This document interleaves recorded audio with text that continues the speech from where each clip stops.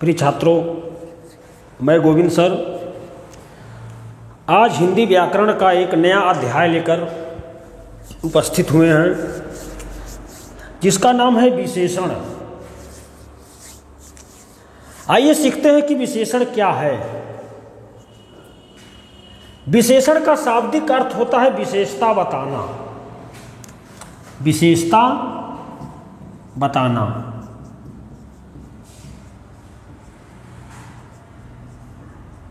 किसकी विशेषता? संज्ञा या सर्वनाम की। तो जो शब्द संज्ञा या सर्वनाम की विशेषता बताए उसे क्या कहते हैं? विशेषण। आइए इसकी परिभाषा देखते हैं।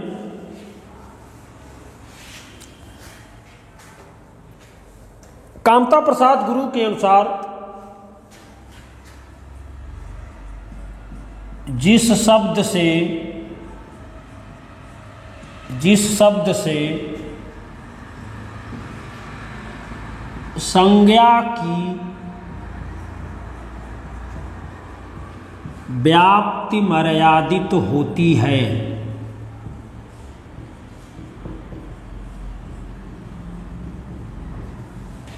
जिस शब्द से संज्ञा की व्याप्ति मर्यादित होती है उसे क्या कहते हैं? विशेषण कहते हैं।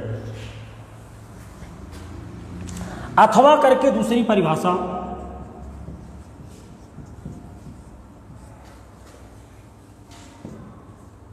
विशेषण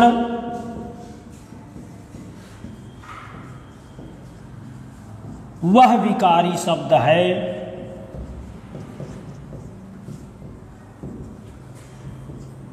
जो संज्ञा या सर्वनाम की विशेषता बताए। विशेषता बताए। जैसे संज्ञा, जैसे राम। राम क्या है? राम संज्ञा है और सर्वनाम वह।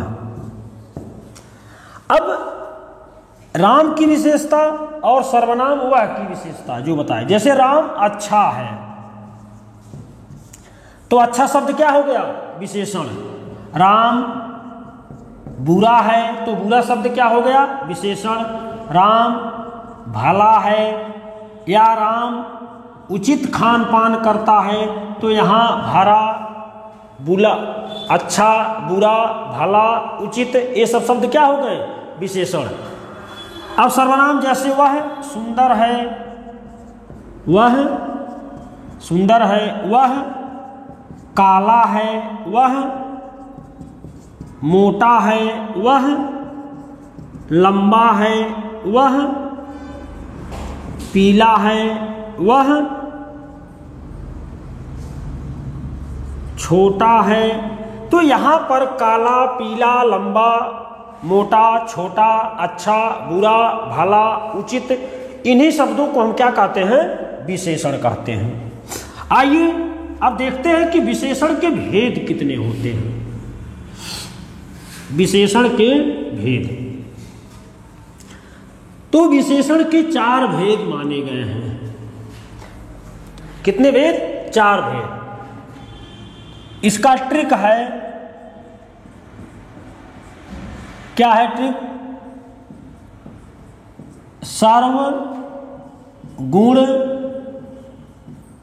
संपन्न, ये विशेषण का ट्रिक है। यदि कोई पूछे कि विशेषण के कितने भेद होते हैं तो तुरंत आप ट्रिक के माध्यम से बताइए कि सर्वगुण संपन्न यानी विशेषण के 4 भेद हैं। तो सर्व का अर्थ क्या है? सार्वनामिक विशेषण। सार्वनामिक विशेषण। गुण का अर्थ क्या हो गया? गुणवाची विशेषण। फिर शब्द है स से हो गया संख्यावाची विशेषण। फिर है प, प से परिमाणवाची विशेषण। तो छात्रों इसको भूलिएगा मत। यदि कोई पूछे कि विशेषण के कितने भेद हैं तो सीधा जवाब दीजिए कि विशेषण के 4 भेद होते हैं। सर्वगुण संपन्न, सर्व से सार्वनामिक विशेषण, गुण से गुणवाची विशेषण, स से संख्यावाची विशेषण और प से परिमाणवाची विशेषण। तो आइए अब हम एक एक भेदों की चर्चा करते हैं। तो पहला हमारा है सार्वनामिक विशेषण। आइए देखते हैं कि सार्वनामिक विशेषण क्या है। तो जब सर्वनाम वाले शब्द विशेषण का कार्य करने लगे, जब सर्वनाम वाले शब्द विशेषण का कार्य करने लगे तो उसे क्या कहते हैं? सार्वनामिक विशेषण। पहले तो जानिए कि सर्वनाम के कितने भेद होते हैं। तो सर्वनाम भैया 6 भेद होते हैं। पहला है पुरुषवाचक, पुरुषवाचक में मैं और तुम। दूसरा निजवाचक, निजवाचक में आप। निश्चयवाचक, निश्चयवाचक में यह और वह। फिर है अनिश्चयवाचक, अनिश्चयवाचक में कोई कुछ। फिर है संबंधवाचक, संबंधवाचक में जो सो। फिर है प्रश्नवाचक, प्रश्नवाचक में कौन क्या, कौन क्या। 1 2 3 4 5 6 ये सर्वनाम के भेद होते हैं। किसके भेद? सर्वनाम के। तो यही कहे हैं कि जब सर्वनाम वाले शब्द विशेषण का कार्य करने लगे तो इसे हम क्या कहते हैं? सार्वनामिक विशेषण। अब प्रश्न आता है कि कौन कौन सा सर्वनाम विशेषण बनने की योग्यता रखते हैं और कौन से सर्वनाम विशेषण बनने की योग्यता नहीं रखते। तो पहले ध्यान दीजिएगा कि पुरुषवाचक और निजवाचक सर्वनाम विशेषण नहीं बनते हैं। केवल यही 4 सर्वनाम जैसे निश्चयवाचक, अनिश्चयवाचक, संबंधवाचक और प्रश्नवाचक, यही 4 सर्वनाम विशेषण बनने की योग्यता रखते हैं। अब आइए हम देखते हैं कि सार्वनामिक विशेषण है क्या। हम कहें हैं कि जब सर्वनाम वाले शब्द विशेषण का कार्य करने लगे तो उसे क्या कहते हैं? सार्वनामिक विशेषण। अब देखिए इसका एक पहचान है। वैसे तो सर्वनाम का प्रयोग संज्ञा के बदले होता है, संज्ञा के बदले। लेकिन जब सर्वनाम संज्ञा के पहले आ जाए तब वह सर्वनाम सार्वनामिक विशेषण कहलाता है। जैसे यह लड़का, यह लड़का होशियार है। अब यहां ध्यान दीजिएगा, यह क्या है? सर्वनाम। कौन सा सर्वनाम? निश्चयवाचक। ये किसके पहले आया है? संज्ञा के पहले। तो जब सर्वनाम संज्ञा के पहले आ जाए तो यह सर्वनाम सर्वनाम न होकर के क्या हो जाएगा? सार्वनामिक विशेषण। इसका एक ट्रिक हम आपको देते हैं, ध्यान दीजिएगा। इसका एक सबसे आसान तरीका हम देखते हैं कि सर्वनाम प्लस संज्ञा इक्वल टू सार्वनामिक विशेषण। बहुत सारे बच्चे इस प्रश्न को गलत कर देते हैं। ध्यान दीजिएगा कि अगर सर्वनाम संज्ञा के पहले आए तो वह सर्वनाम सर्वनाम न होकर के क्या हो जाएगा? सार्वनामिक विशेषण। जैसे कोई छात्र कुर्सी लाए। अब यहां पे पूछतेगा कि रेखांकित शब्द क्या है। अब यहां रेखांकित शब्द तो सर्वनाम है, लेकिन उसके बाद क्या है, संज्ञा है, यानी यह शब्द कोई शब्द संज्ञा के पहले आया है, तो अब यह कोई शब्द सर्वनाम न होकर के क्या हो जाएगा, सार्वनामिक विशेषण। अगर प्रश्न पूछे कि रेखांकित शब्द क्या है, तो तुरंत आप बताइएगा कि रेखांकित शब्द सार्वनामिक विशेषण है। आइए अगला उदाहरण देखते हैं। यह घर मेरा है, तो यहां क्या है, सार्वनामिक विशेषण। अगला प्रश्न देखते हैं। यह कलम किसकी है, यह कलम किसकी है, तो यहां यह क्या हो जाएगा, सार्वनामिक विशेषण। कुछ लोग आने वाले हैं। अब यहां कुछ शब्द क्या हो जाएगा, सार्वनामिक विशेषण। ध्यान दीजिएगा, क्योंकि ये कुछ, यह और कुछ या कोई, ये जो शब्द आए हैं ये सब संज्ञा के पहले आए हैं। जैसे छात्र, घर, कलम, लोग, ये संज्ञाएं हैं। यदि संज्ञा के पहले अगर सर्वनाम आ जाए तो वह सर्वनाम न होकर के क्या हो जाएगा, सार्वनामिक विशेषण। अब ध्यान दीजिएगा, पूछता है कि कौन सा सर्वनाम विशेषण बनने की योग्यता नहीं रखता, तो इसको भी ध्यान दीजिएगा कि पुरुषवाचक और निजवाचक सर्वनाम कभी भी विशेषण बनने की योग्यता नहीं रखते हैं। तो आइए अब हम अगला भेद देखते हैं, गुणवाची विशेषण। गुणवाची विशेषण,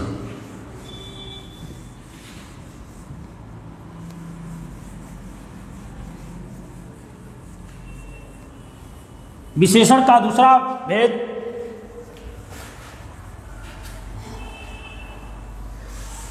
क्या है,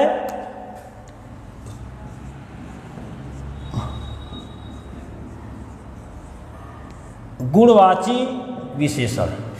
इसकी परिभाषा है कि जिस विकारी शब्द से किसी व्यक्ति अथवा वस्तु के गुण धर्म का बोध हो, किसका भेद हो, गुण धर्म का बोध हो,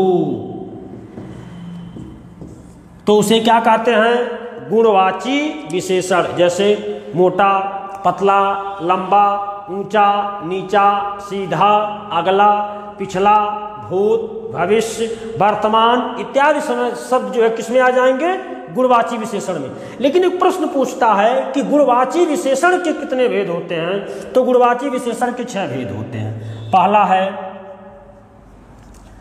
आकार बोधक, दूसरा रंग बोधक,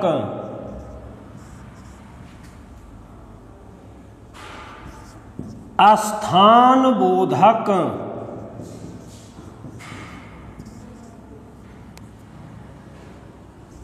चौथा दशा बोधक, पांचवा गुण बोधक, अगला काल बोधक।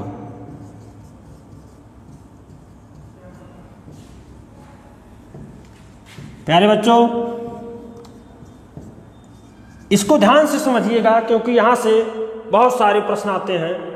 आकार बोधक, आकार बोधक उस विशेषण को कहते हैं जिससे संज्ञा या सर्वनाम के आकार का बोध हो। अब ऐसे शब्द जिससे किसी व्यक्ति अथवा वस्तु के आकार का बोध होता है तो उसे क्या कहते हैं, आकार बोधक। जैसे गोल, चौकोर, नुकीला, तिरछा, इन शब्दों से किसका बोध होता है, आकार का। तो इन शब्दों को क्या कहेंगे, आकार बोधक विशेषण। अब दूसरा है रंग बोधक। तो रंग बोधक में सभी रंगों के नाम आ जाएंगे, जैसे लाल, हरा, नीला, पीला, सफेद, बैगनी, आसमानी सब आ जाएंगे इसमें। इतकबरा, चितकबरा, जितने भी रंग आएंगे अरपाल परपाल सब इसमें किसमें आ जाएंगे? रंग बोधक विशेषण में। अब आइए देखते हैं स्थान बोधक। अब स्थान बोधक विशेषण में ऊंचा, नीचा, सतही, पूर्वी, पश्चिमी, असमी, पंजाबी इत्यादि। राजस्थानी, गोरखपुरी, लखनवी, अमेरिकी, चीनी, जापानी। जैसे पूछता है कि चीनी लोग भारत में घुसपैठ कर लिए, तो चीनी लोग में चीनी शब्द क्या है? तो चीनी शब्द स्थान बोधक विशेषण है। वो व्यक्ति किस स्थान का है? तो चीन का। पूर्वी लोग, पूर्वी लोग अर्थात पूर्व स्थान से आए हुए लोग, तो पूर्वी शब्द में कौन सा विशेषण हो जाएगा? स्थानीय। पश्चिमी सभ्यता का असर हिंदुस्तान में बढ़ रहा है, तो इसमें कौन सा विशेषण हो जाएगा? स्थान बोधक।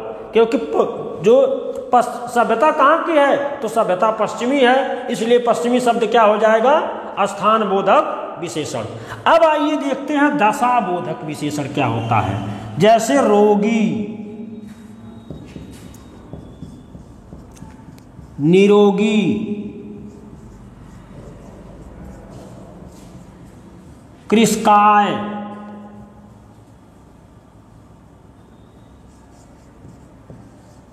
छरहरा, ऐसे शब्द क्या हो जाएंगे? दशावादी विचोद। दुबला, पतला, तो ये शब्द क्या है? रोगी, एक किसी व्यक्ति की दशा बताते हैं। जैसे राम देखने में रोगी लगता है, तो रोगी शब्द किसका बोध करा रहा है? दशा का। वह निरोगी है, ये भी दशा का। कृषकाय मतलब हारी भरकम, छरहरा, न ज्यादा मोटा न ज्यादा पतला। दुबला, वह व्यक्ति देखने में दुबला है, तो दुबला भी कैसा शब्द है? दशावाची। और पतला कैसा शब्द है? दशावाची। अब आते हैं गुणवाची विशेषण में। ऐसे शब्द जिससे किसी व्यक्ति अथवा वस्तु के गुण का बोध हो। जैसे शांत, अशांत, सीधा, दुष्ट, भला,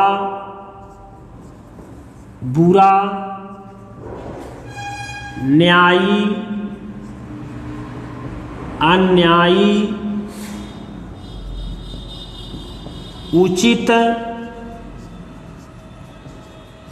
अनुचित इत्यादि। तो ये सब ऐसे शब्द हैं जो किसी व्यक्ति अथवा वस्तु के गुण का बोध कराते हैं। शांत, वह बहुत शांत है, वह बहुत अशांत है। मोहन बहुत सीधा है। फलाना बड़ा दुष्ट है, वह बहुत भले व्यक्ति हैं। अरे मोहना बड़ा बुरा है। तुम न्यायी हो, तुम बहुत बड़े अन्यायी हो। वह उचित व्यवहार करता है, राम ने हमसे अनुचित व्यवहार किया। तो ये शब्द जो है किसी व्यक्ति अथवा वस्तु के गुण के बोधक होते हैं। तो जिन विकारी शब्द से किसी व्यक्ति अथवा वस्तु के गुणों का बोध का जो पता चले, ऐसे शब्दों को हम क्या कहते हैं? गुणवाची विशेषण। अब अगला है कालवाची विशेषण, जिससे समय का बोध हो। जैसे कल, परसों, अगला, पिछला, वर्तमान, भूत, भविष्य। जैसे मोहन कल आएगा, वे कौन सा विशेषण है? कालवाची। मोहन परसों आएगा, इसमें कौन सा विशेषण है? कालवाची। वह अगले साल आएगा, वह पिछले साल आएगा। तो इन शब्दों को हम क्या कहते हैं? कालवाची विशेषण। अब आइए अगला भेद हम देखते हैं।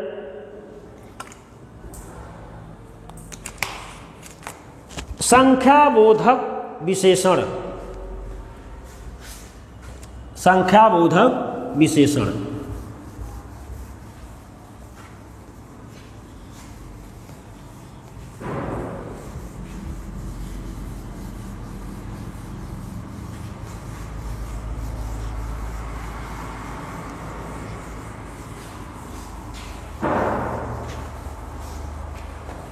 संख्यावाची विशेषण।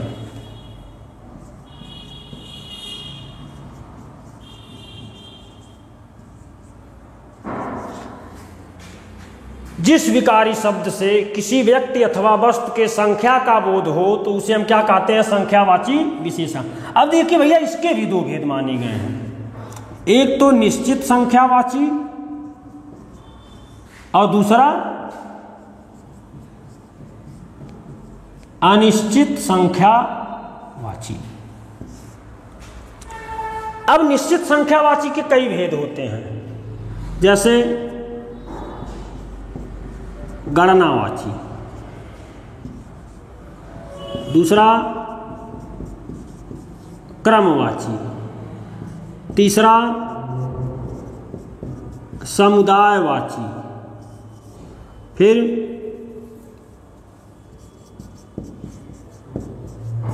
आवृत्तिवाची, फिर प्रत्येक बोधक। आइए एक एक करके इसको हम देखते हैं। निश्चित संख्यावाची विशेषण उस विशेषण को कहते हैं कि जिससे निश्चित संख्या का बोध हो उसे क्या कहते हैं? निश्चित संख्यावाची विशेषण। अब निश्चित संख्यावाची विशेषण के 5 भेद होते हैं। कितने भेद होते हैं? 5। पहला है गणनावाची। अब गणनावाची में क्या आएगा? 1, 2, 3, 4, 5, 6 इत्यादि। क्रमवाची में पहला, दूसरा, तीसरा, चौथा।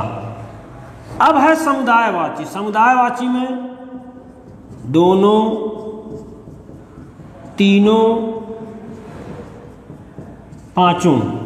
आवृत्त बोधक में गुना शब्द लगता है, जैसे 1 गुना, दुगुना, इकाहरा, दुहरा। प्रत्येक बोधक में 1, 1, सवा, सवा, 2, 2। अब ध्यान दीजिएगा कि यहां से जो प्रश्न किस तरीके से आते हैं। तो प्रश्न आते हैं, पूछता है कि 1, 2, 3 में कौन सा विशेषण है? तो 1, 2, 3 में गणनावाची विशेषण है। पहला दूसरा कौन सा विशेषण है? तो पहला दूसरा क्रमवाची विशेषण है। दोनों तीनों शब्द में कौन सा विशेषण है? समुदायवाची। उसी प्रकार 1 गुना में आवृतवाची और 1, 1, सवा, सवा, 2, 2 में कौन से विशेषण होते हैं? प्रत्येक बोधक विशेषण। अब आइए देखते हैं अनिश्चित संख्यावाची विशेषण। तो इसमें वे शब्द आते हैं जिससे निश्चित संख्या का बोध न हो, जैसे सब, कुछ, कई, अनेक।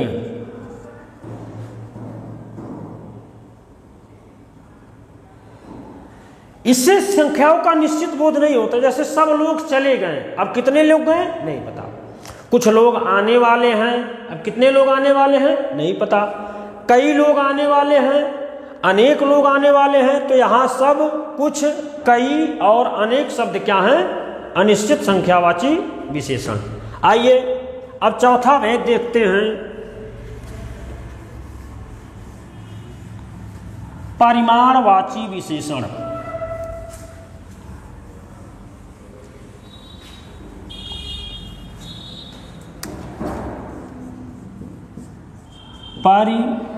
परिमाणवाची विशेषण।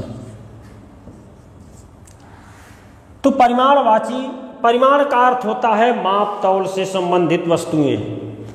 तो जिस विकारी शब्द से किसी व्यक्ति अथवा वस्तु के माप तौल का बोध हो उसे हम क्या कहते हैं?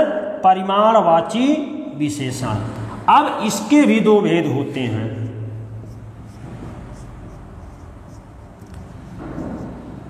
निश्चित परिमाणवाची और अनिश्चित परिमाणवाची।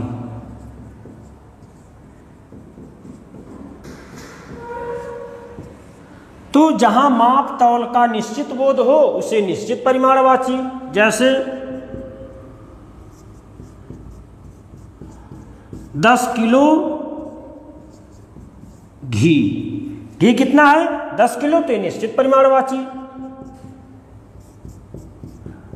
5 मीटर कपड़ा,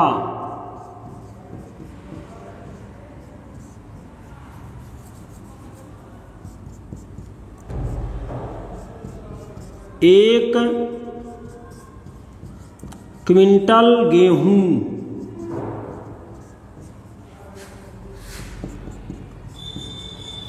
सवा सेर घी,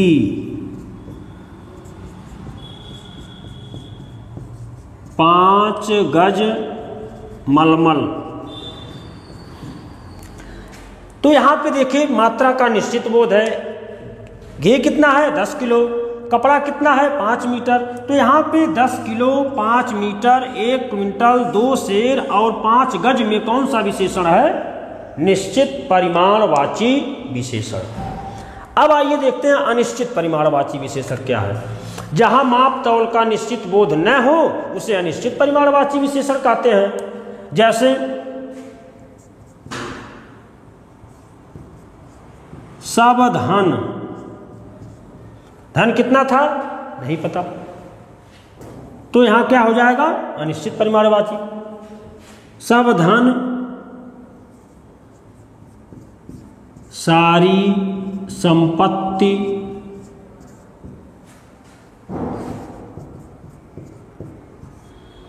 सारा दूध,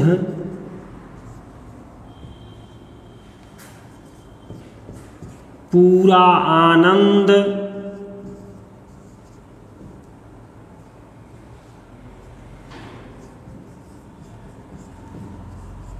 जीवन भर सुख, पूरा सुख, पूरा दुख, ये सब शब्द क्या है अनिश्चित परिमाणवाची विशेषण। सारी जमीनें, तो इन सब उदाहरणों में माप तौल का निश्चित बोध नहीं हो रहा है, इसलिए इसे हम क्या कहेंगे अनिश्चित परिमाणवाची विशेषण। आइए आगे हम लोग देखते हैं।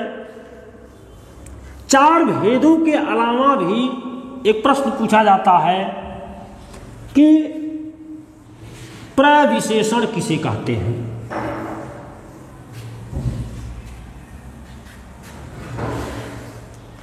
प्रविशेषण,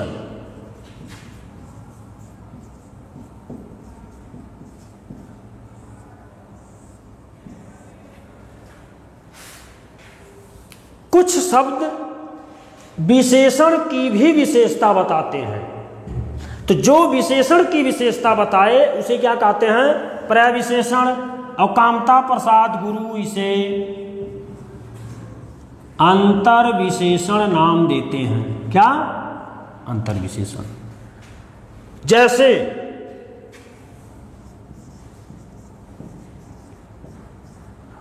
कश्मीरी सेब,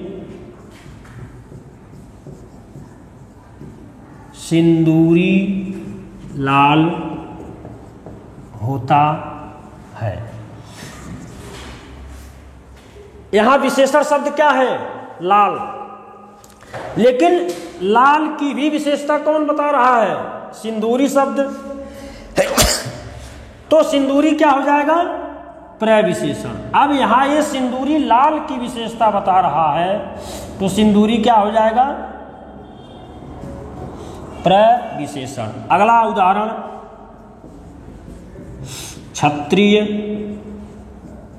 बड़े साहसी होते हैं। यहां विशेषण तो साहसी है, लेकिन कितने साहसी होते हैं? बड़े साहसी। यहाँ बड़ा शब्द साहसी की विशेषता बता रहा है, इसलिए बड़ा शब्द क्या हो जाएगा? प्रविशेषण। अगला है अर्चना अत्यंत सुंदर है। सुंदर विशेषण है, लेकिन अत्यंत शब्द सुंदर की भी विशेषता बता रहा है, तो अत्यंत क्या हो जाएगा? प्रविशेषण। तो यदि प्रश्न आए कि प्रविशेषण किसे कहते हैं, तो कहिएगा कि जो शब्द विशेषण की भी विशेषता बताए उसे प्रविशेषण कहते हैं। तो प्रिय छात्रों, अगर हमारा यह वीडियो अच्छा लगा हो तो आप लोग जो चैनल को लाइक, शेयर और सब्सक्राइब जरूर करिए। नमस्कार।